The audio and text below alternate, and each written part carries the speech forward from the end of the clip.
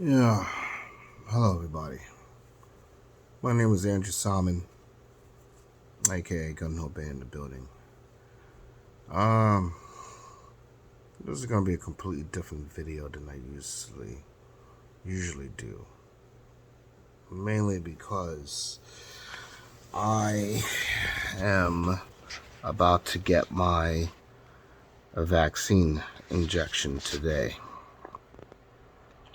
and I have a lot of worries about it. I have a lot of worries about everything lately. I mean, this virus has completely messed up a lot of people, mentally and physically. It has gotten people stressed, like I am. We're rushing to find information, whatever we can, and most of the time, we're either getting the right information or the wrong information. And whenever we get the wrong information, it scares the shit out of us. So it's like, what do you do in a situation in which, on the one hand, you don't want to get the vaccine because you don't know what's in it. You don't know if the mRNA is going to affect your entire immune system and basically alter everything there is in you. We don't know. It may not happen immediately, but what will happen a year from now, 5 years from now? And for years, a lot of people were talking about Bill Gates and the entire government as we know it creating the virus and putting all of this into their plan to depopulize the entire world completely. And I bought into that. And more importantly, what type of allergies, reactions would I get after taking the injection? Because everyone's body is different. There could be some people out there who has taken the injection twice and they are perfectly fine and they're out to live their lives, and then there are other people who will probably take it once or twice and have severe, horrible consequences, right? Like for instance, I saw a news report on a woman in Nashville who took her second dose of the Pfizer vaccine, and then she just got paralyzed from the shoulder down. That's a scary thing to look at. Of course, they mentioned the fact that she had epilepsy, so maybe there was a reaction to the virus that caused that. But then you look at the other side and you see how COVID is devastating a lot of people.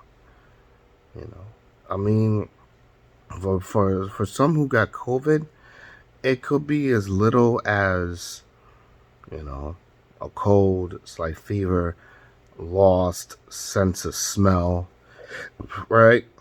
But for other people, it could be very, very devastating.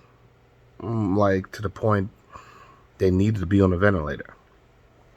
And a lot of the anti-vaxxers will say, well, it's easier for you to survive through COVID. It's a 99.7 survival rate. But yeah, you may survive. But what are the long-term effects on your body after you survive COVID?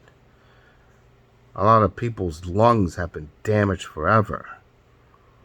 There are people who have to be living the rest of their lives through an oxygen tank. I saw that also.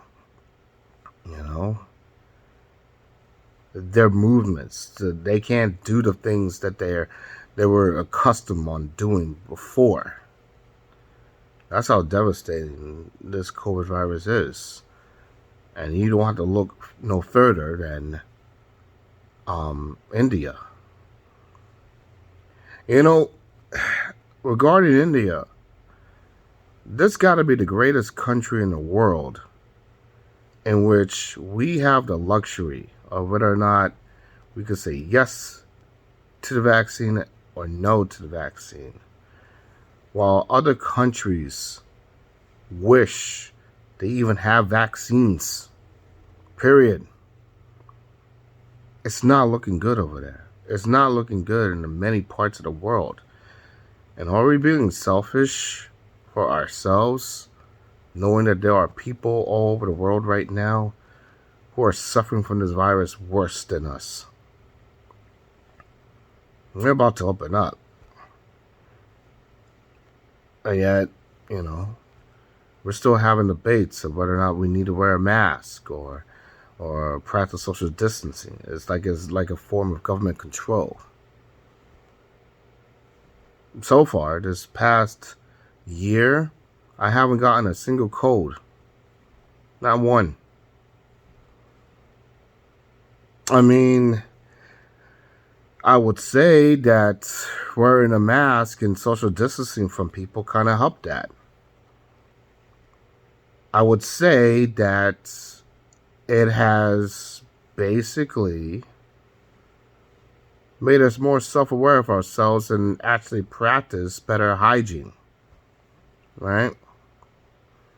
Especially here in New York City where, when you're on the subway and you're going to work or whatever, you're going to be encountering people who are not the cleanliest of people. So, why am I getting this? Why did I decide on the vaccine? I'm not an activist of we must get the vaccine in order for us to get to normalcy. I think it's bullshit that we are living in a society in which we'll have to choose real actual freedom. But in order to achieve this type of actual freedom, we have to take the vaccine, get the vaccine card, and then that card will allow us access to sporting events, concerts, travel. Many of those that I love to do. Many of those that I want to continue to do. That's my life. I like to enjoy life. And I don't want to be caught up in a situation where I don't have a vaccine card. And I'm limited everywhere. Because it's going to happen. There is going to be no choice whether or not we take the vaccine or not. It's going to be mandatory, if not already. Let's be honest with ourselves here. Let's really accept the reality of this. They say it's not mandatory, but you walk around and you notice that certain places you usually go to, you're not allowed to, unless you have a negative COVID card or vaccine card. And things will get worse coming to summer. And once things get mandatory, will it still be free or will people have to pay for it? That's another question that we have to deal with. Right? And then there's a situation with my family. My aunt got the vaccine. My best friend down in Florida, he had the vaccine along with his family. And I just noticed recently that my father had both of the vaccines himself too. But you know what? He's about to be 80. And he was already under dialysis before, the vaccine. for a man of his age, he really doesn't have a choice on the option. This is supposed to protect him because his body currently right now cannot handle an outbreak of COVID. Once he gets COVID, it's going to be over for my father, right? But I'm a healthy male, at least as healthy as I can be. I have started smoking, which is a very nasty habit, and I'm looking to get rid of it. But that was adding to the stress provided from the fact that since this pandemic has hit, I hadn't had a job for over a year. I've been living in unemployment. I'm finding ways to help pay off the maintenance here. I still have mortgage that I need to pay. I still have student loans that I need to pay, as well as a few credit card bills that I need to pay. All right? I am what you may call a normal American. A normal American. Not someone that's born with a spoon in his mouth. Someone who's actually going through the shit the day to day. Why am I doing this video? Because I feel that people need to be informed about what's happening to them, to their systems, if they decide to take the vaccine. I'm willing to take it on because I feel that my journey, my experience would tend to help a lot of people. Where this experience goes, I have no idea. But maybe it could put a lot of people at ease and they will take the vaccine. Or if something bad happens to me, it could shed some light on what this vaccine really is. And that will help a lot of people as well too into making the right decision and maybe starting a movement, maybe doing whatever they can to prevent this from happening. One thing is for sure, we need to get back into normalcy again. We need to go back into seeing games and concerts and enjoying the life that we want to enjoy. This living in fear, this having to think about this dystopia, whether or not that the country is being killed off or whatever, this is not good for us. This is not good for our minds. This is not good for our spirit. It's definitely not good for our soul.